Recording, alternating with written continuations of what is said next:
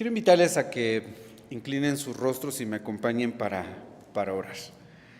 Señor, muchas gracias otra vez porque nos das el privilegio de tener tu palabra, ya que es un alimento para nuestra alma. Con él nos fortaleces, nos confirmas en la fe.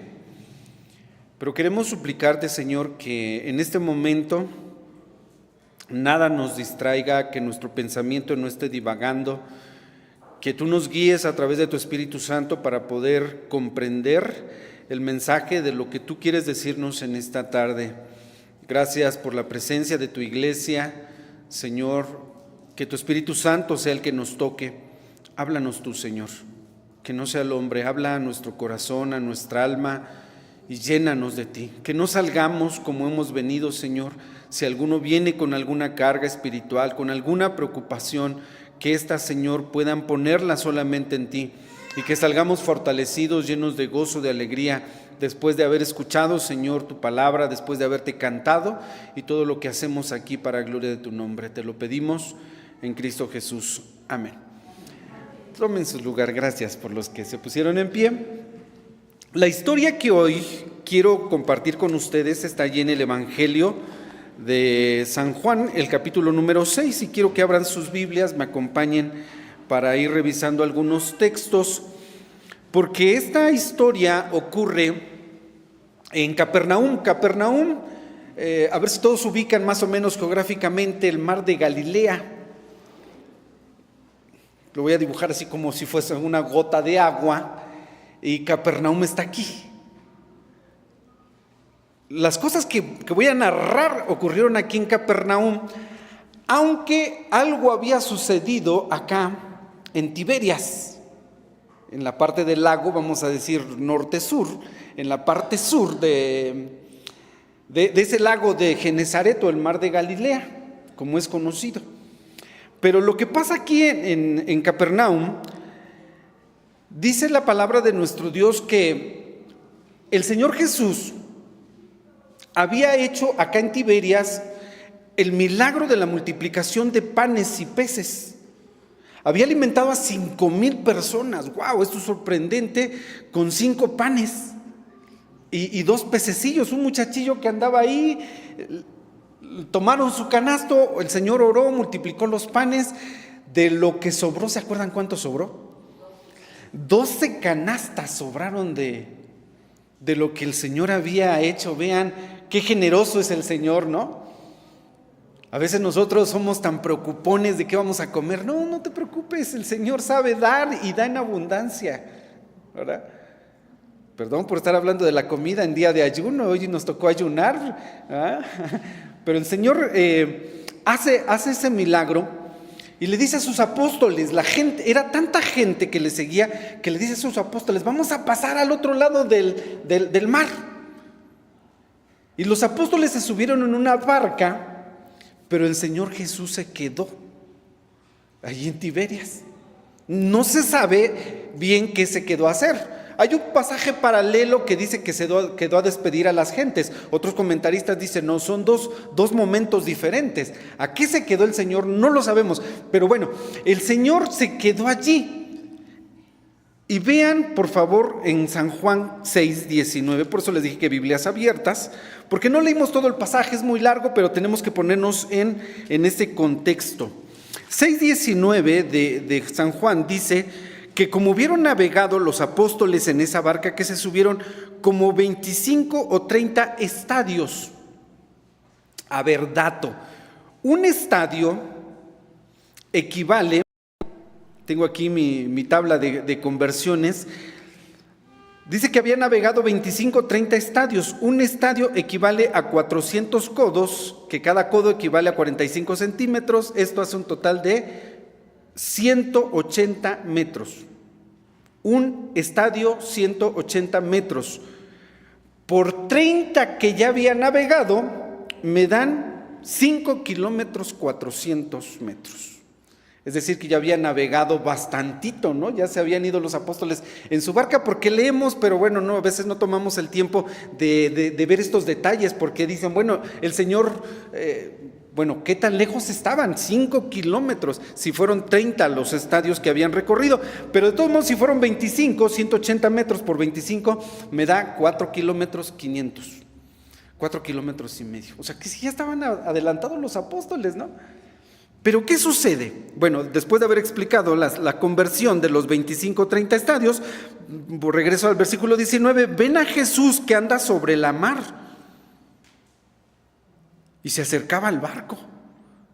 Vean la importancia de ver la distancia, ¿no? Porque no estaban en la orillita, no, ya se habían adentrado al mar. Ellos ya habían viajado de Tiberias a Capernaum, o a Capernaum. Ya habían avanzado, y dice que ven al Señor andando sobre la mar, y se acercó al barco y tuvieron miedo, mas Él les dijo: no teman, yo soy. Sí, otra cosa, mira, el Señor constantemente en la Escritura nos dice: no temas, no temas. Alguien dijo, y ya he mencionado este dato, que esta palabra, esta frase, no temas, está en la Biblia ¿cuántas veces? ¿Alguien se acuerda? Ya lo dije una vez. 360 veces en la Biblia aparece la frase no temas. ¿Y sabes qué nos dice esto? Que hay un no temas para cada día del año. ¿Por qué dije 360? Alguien está pensando, el año tiene 365 días. No, el año judío, el año de ellos tiene 360 días. Nuestro calendario gregoriano tiene 365, pero el Señor tiene un no temas para cada día de tu vida y para cada día de mi vida, ¿sí? Siempre hay un no temas. Así que mira, si algo te sucede en la vida, nada más acuérdate: Cruz Pérez, no temas. El hermano sabe por qué dije su nombre. No temas. Cada día el Señor nos recuerda esto. Bueno, las personas que estaban acá en Tiberias, fíjense que hay algo curioso en este relato de Juan, porque dice que no les cabía en la mente cómo el Señor había llegado a Tiberias, porque cuando comenzaron a buscarlo, a Capernaum, porque cuando comenzaron a buscarlo en Tiberias dijeron: no, ya no está el maestro, ¿dónde se fue? Lo comenzaron a buscar, pero ellos decían: a ver, los que se fueron los apóstoles en una barca, pero ya no hay otra barca. No sé si han leído este relato a detalle, es eso. La gente de acá decía: ¿cómo se fue? O sea, no supieron dónde está. Dice que se fueron hasta Capernaum, allá alcanzaron y allá encontraron al Señor. Y vean lo que dice, versículo 24. Como vio pues la gente que Jesús no estaba allí ni sus discípulos, entraron ellos en las navecillas y vinieron a Capernaum buscando a Jesús. Y hallándole de la otra parte de la mar, dijéronle: Rabí, ¿cuándo llegaste acá? Porque en versículos anteriores está lo que les estoy narrando, como que no correspondían los viajes, y entonces esa pregunta tiene más significado cuando le dicen en el versículo 25: ¿cuándo llegaste acá? Y la respuesta de Jesús no parece ser muy amable, así de primera entrada. Vean cómo le respondió, versículo 26.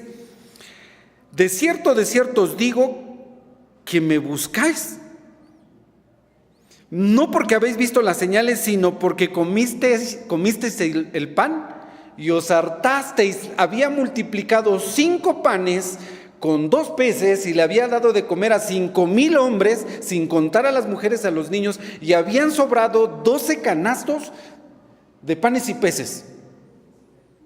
Y cuando llegan al Señor, ya cuando lo alcanzaron, le dicen: Señor, ¿cuándo llegaste acá? O sea, sí tenían algo por ahí que no les cuadraba. ¿Cuándo llegaste acá? Y el Señor les dice: ay, señores, ¿verdad que no parece amable la respuesta? Ustedes me buscan no porque vieron la señal, sino porque comieron y se hartaron. Y a partir de aquí va a comenzar un diálogo con los judíos, con toda esa gente que le estaba siguiendo, para enseñarles una cosa que el Señor puso en mi corazón y que quiero compartirlas con ustedes. Porque ellos van a comenzar a hablar de una experiencia de un momento. Aquí la palabra experiencia no es como el cúmulo de sucesos que a lo largo de un periodo uno acumula y dice, ahora ya tengo experiencia como un trabajador, ¿no? No. Aquí voy a utilizar el término experiencia como un solo momento, ¿sí? Una experiencia para ellos, algo que vivieron, que experimentaron, pero que solamente se quedó allí.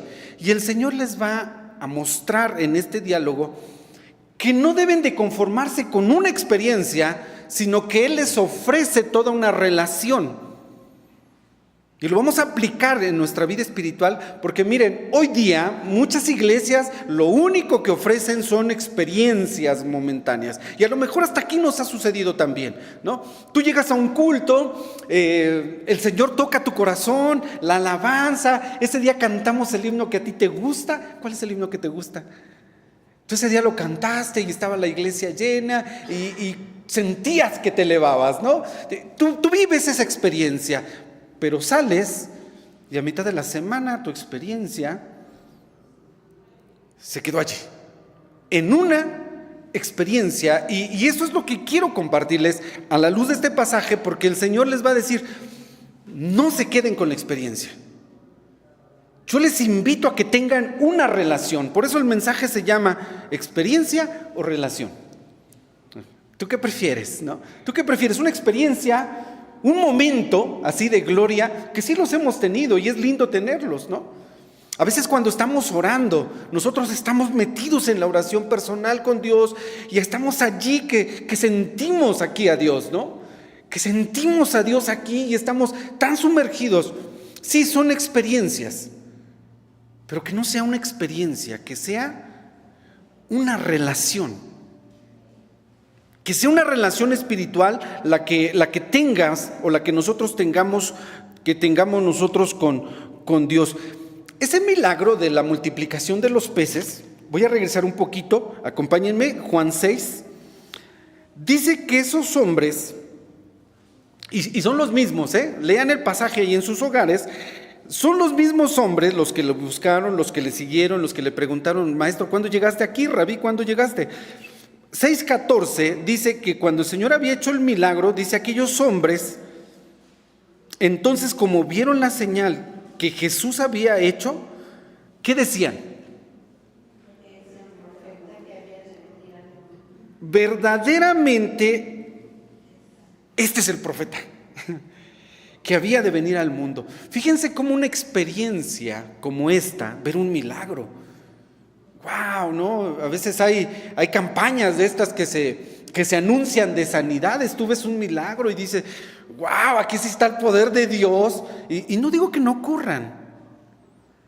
No, tenemos un Dios poderoso que hace eso y más, ¿no? Nosotros hemos contemplado esas sanidades, hemos visto esos milagros, porque Dios no ha cambiado. Pero acuérdense, lo que quiero es, no te quedes nada más con ese momento. No te quedes nada más con esa experiencia. Estos hombres, cuando vieron la multiplicación de los panes, dijeron, este sí es el profeta, este es del que nos habló Moisés. De hecho, siguiente versículo dice que quisieron tomarlo, arrebatarlo y decir, te vamos a hacer nuestro rey. De partir de ahora eres nuestro rey. Por eso el Señor tuvo que, de Tiberias, tuvo que ir a Capernaum. Y allá lo siguió la gente. Pero cuando el Señor les responde, bueno, ustedes me buscan no por las señales que vieron, sino más bien, vean cómo el Señor conoce nuestros corazones. ¿No? Dice, ustedes me siguen porque se hartaron de pan. Mira, déjame decir algo con todo respeto. El Señor sabe por qué lo sigues. ¿Por qué lo sigo yo? El Señor sabe por qué lo seguimos día a día, ¿no? Y que no sea por interés. Bueno, que sea por el interés de tener relación con Él, de tener comunión. Que ese sea nuestro único interés. Que no haya otro móvil para acercarnos al Señor. Bueno, estos hombres, cuando el Señor les contestó esto, vamos al versículo 27, les dice, trabajen no por la comida que perece, mas por la comida que a vida permanece, la cual el Hijo del Hombre os dará. porque a este señaló el Padre que es Dios, y dijéronle: ¿qué haremos para que obremos las obras de Dios? Respondióles Jesús y les dijo: esta es la obra de Dios, que creáis en el que Él ha enviado. 21:30. Le dicen entonces: bueno, ¿qué señal haces tú para que veamos y te creamos? A ver, tantito, corte. ¿Qué no habían visto una señal de multiplicación y panes? ¿Por qué le dicen a Jesús: ¿qué señal haces? Y esto es algo que ya expliqué también en otra ocasión, que los judíos distinguían entre las señales del cielo y las señales de la tierra. ¿De esto sí se acuerdan? Sí. Los judíos distinguen entre señales del cielo y señales de la tierra. Y lo que Jesús hizo con la multiplicación de los panes y los peces, ¿fue señal del cielo o de la tierra? De la tierra. Entonces, cuando le dicen: ¿qué señal haces? No, queremos ver una señal del cielo para que te creamos si dices que tú eres el que Dios envió.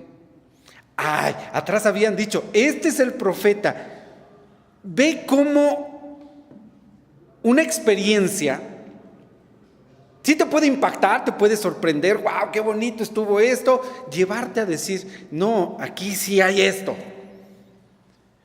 Pero pasado el tiempo, esto sucedió al siguiente día. Pasado el otro día, ya se les había... Bueno, ¿y tú qué señal haces para que te creamos? Por fin, ¿eres o no eres? ¿Somos o no somos? ¿No?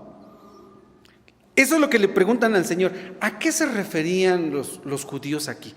Porque citan a Moisés y dicen: nuestros padres, mira, le dicen a Jesús: mira, Señor. Sí le replicaron: mira, Señor, o maestro, rabí, Moisés le dio a nuestros padres pan del cielo. Vean la diferencia de la señal que pedían. Ese pan que caía del cielo, lo que venía del cielo. Elías, cuando pidió que lloviera, que cayera fuego del cielo, esa era señal del cielo, ¿sí? Lo que venía de arriba, considerado del cielo. El maná era considerada señal del cielo. Y dice: nuestro padre, Moisés le dio a nuestros padres ese maná. ¿Tú qué señal haces? El Señor los tuvo que confrontar. Porque déjame decirte que Dios confronta nuestras vidas, ¿no? El Señor confronta a veces nuestros conceptos, el Señor confronta nuestras ideas, confronta a veces hasta nuestras creencias. ¿Y qué les dice el Señor? Bueno, aquí vamos a entrar en algo que el Señor Jesús les dice, versículo 32. Vean qué fuerte sonó para ellos el choque de que cuando ellos dicen: Moisés le dio a nuestros padres pan del cielo. ¿Y qué les dice el Señor? Ajá. Sí, cómo no. Versículo 32 les dice: y Jesús les dijo: de cierto os digo, no os dio Moisés pan del cielo. Están equivocados, han estado viviendo equivocados, ustedes me disculpan. No les dijo: con todo respeto, no fue Moisés quien les dio el pan del cielo, mas mi Padre os da el verdadero pan del cielo. ¿Cómo habrán quedado los judíos? ¿Confrontados? No, ¿cómo nos dice eso? Pero no es lo único que les dice el Señor. Vean el versículo 49. En todo este diálogo que yo les voy a pedir que lo lean todo San Juan 6 en sus casas, en este diálogo, fíjense, el Señor todavía les dice, 49, vuestros padres comieron el maná en el desierto y todos están muertos. Qué duro fue para ellos, que vienen jactándose de una experiencia que ni siquiera era de ellos, que ni siquiera era de ellos, era de sus padres, pero ellos lo tenían como lo máximo, una experiencia así, la que vivieron nuestros padres y se jactaban de ello, ¿no? Es como la frase o el dicho que de repente nosotros conocemos aquí en nuestra comunidad: tomar el sombrero ajeno, ¿no? Estaban haciendo reverencia con sombrero ajeno, estaban jactándose de algo que ellos ni siquiera sabían a qué sabía el maná. Yo creo que ni tenían la mínima idea de cómo era el maná. Pero ellos decían, no, nuestros padres comieron el pan del cielo, Moisés se los dio. No se los dio Moisés. El verdadero pan del cielo es el que da mi Padre. Y les dice Jesús, yo soy el pan del cielo. Ese pan, ese maná que ustedes dicen, vuestros padres comieron el maná y todos están muertos. ¿Sí?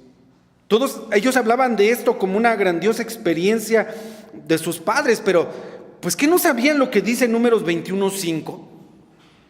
Miren, de lo que ellos se jactaban, de esa experiencia que están trayendo en este diálogo con el Señor Jesús, pues el Señor que conoce todas las cosas, voy a leer Números 21:5. Y que esto no se los dijo el Señor, pero que si se los hubiese dicho, no sé qué habrían pensado ya de más los judíos. Pero 21:5 de Números dice, y habló el pueblo contra Dios y Moisés, se quejaron de ese maná. Se quejaron de ese pan. Versículo 5 dice, ¿por qué nos hiciste subir de Egipto para que muramos en este desierto, que ni hay pan ni agua? Nuestra alma tiene fastidio de este pan tan liviano. ¿A qué se referían? ¿Al maná? Dice, nuestra alma tiene ya fastidio de este. Todavía no terminaban sus 40 años en el desierto comiendo maná y ya estaban fastidiados. ¿Y sabes lo que hizo Dios por esta queja? Dios les mandó serpientes ardientes, los mordían y se morían. No te quejes, por cierto, paréntesis o enseñanza, no hay que quejarnos de lo que Dios nos da. Pero bueno, el Señor no les citó esto, pero si se los hubiese citado, pues quién sabe qué habría sucedido, ¿no? Entonces, estos judíos están basando toda su plática en una experiencia, ¿sí? Y el Señor les dice, hasta aquí. Olvídense de la experiencia. Yo les invito a que ustedes tengan una verdadera relación con Dios. A través del pan que Dios envía del cielo, del verdadero pan del cielo, Jesús en este pasaje de San Juan capítulo número 6 dice, yo soy el pan del cielo. ¿Sí? El pan de Dios es aquel que descendió del cielo y da vida al mundo. Y dice el Señor, y el que cree en mí, yo le resucitaré en el día postrero.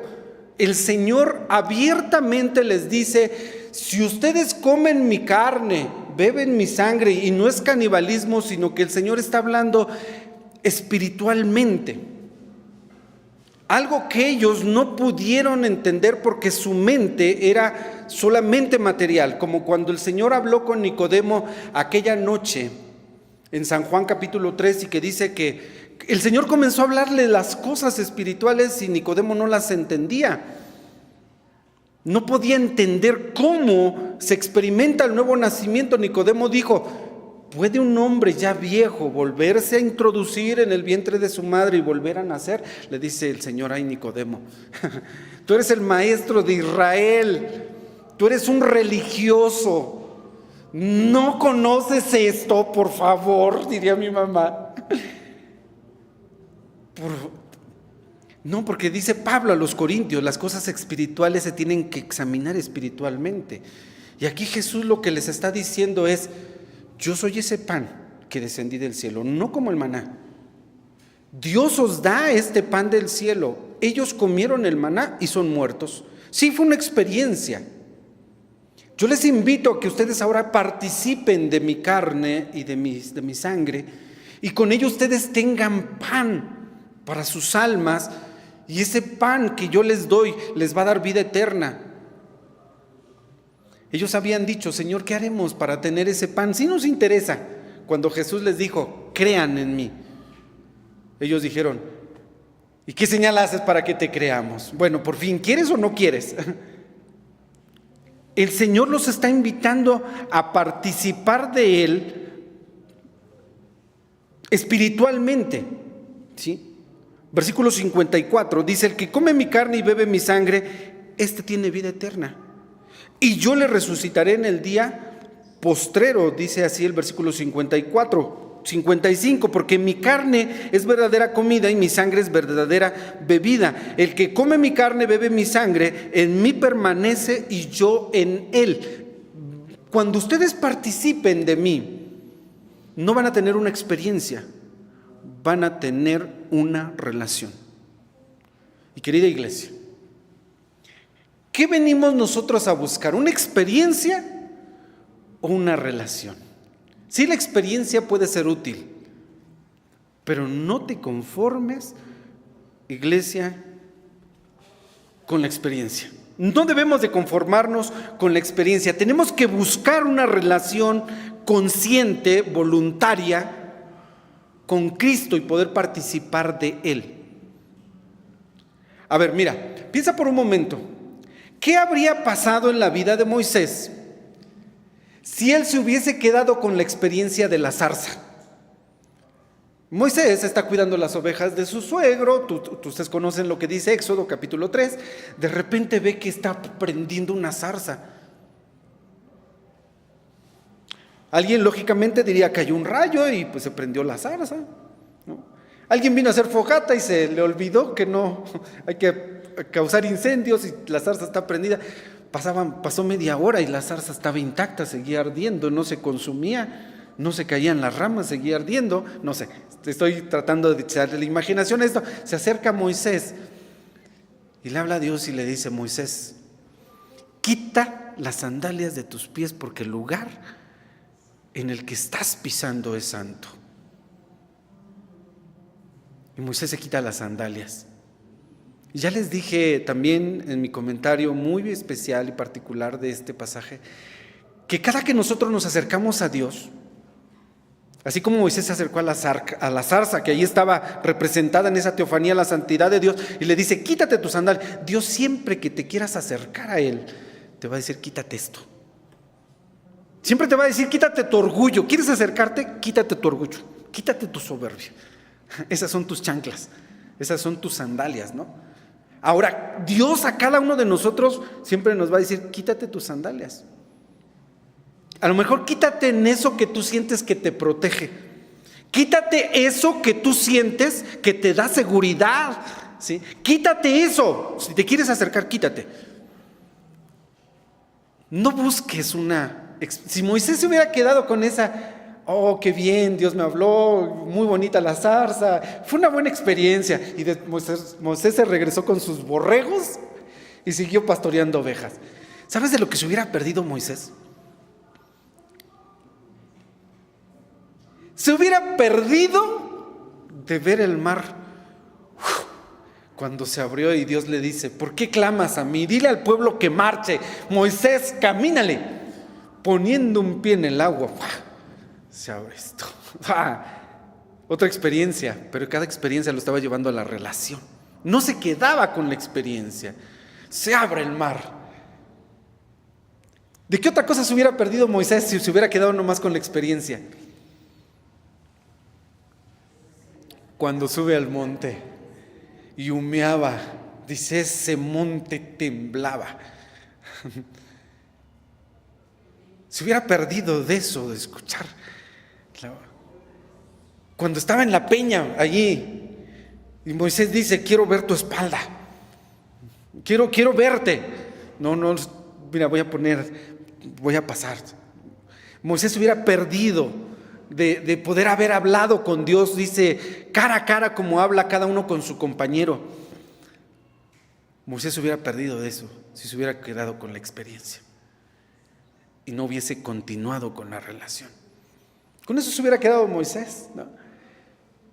Dice, habló cara a cara con Dios y hablaba como quien habla con su compañero. Hace rato que yo te decía que cuando oramos, nos metemos en la oración y de verdad sientes a Dios aquí, ¿sí? Esas experiencias son lindas, de verdad son espirituales, pero no te quedes nada más con eso. El Señor tiene más, eso es lo que quiero decirte. El Señor tiene más. Si tú has experimentado el poder de Dios, el toque de Dios, si tú has sentido a Dios así, no te quedes con eso. El Señor te está ofreciendo más.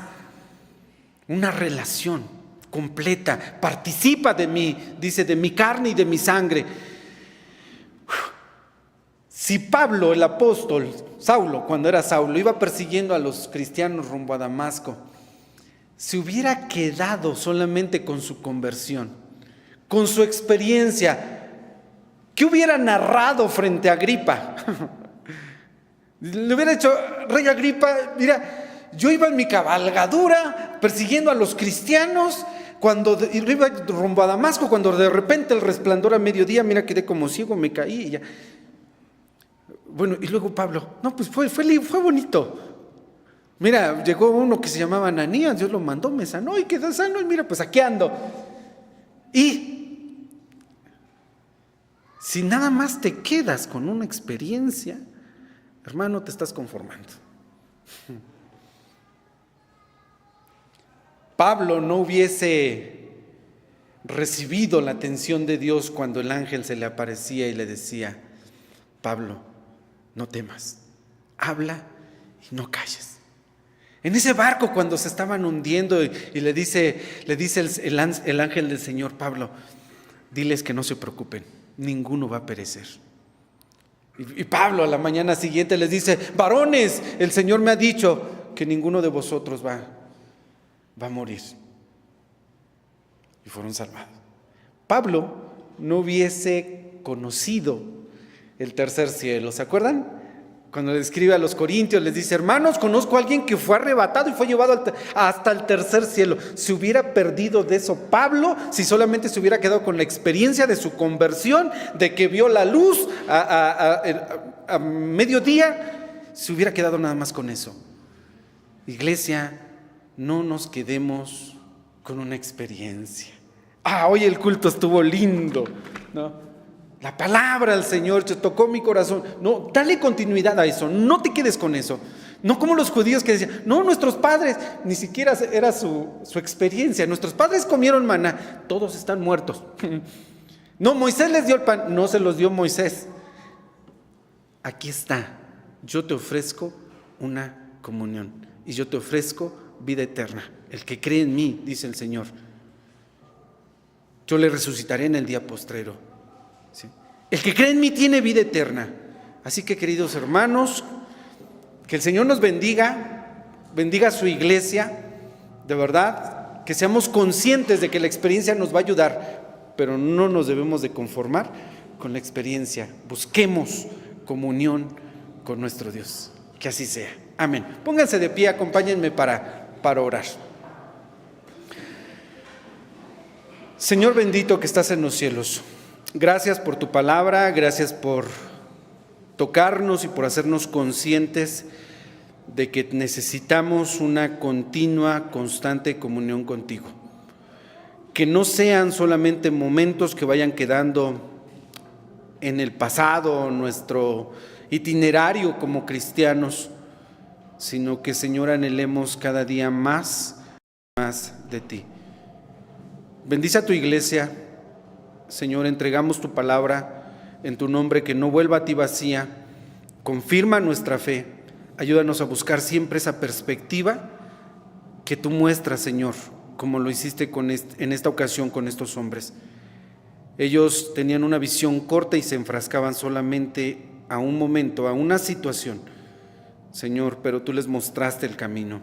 Gracias por iluminar nuestra vida, gracias por enseñarnos. A tu nombre sea la gloria, en el nombre de Cristo Jesús, nuestro Salvador.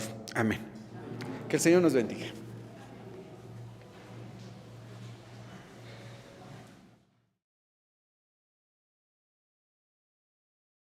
Gracias a Dios por el mensaje de su palabra.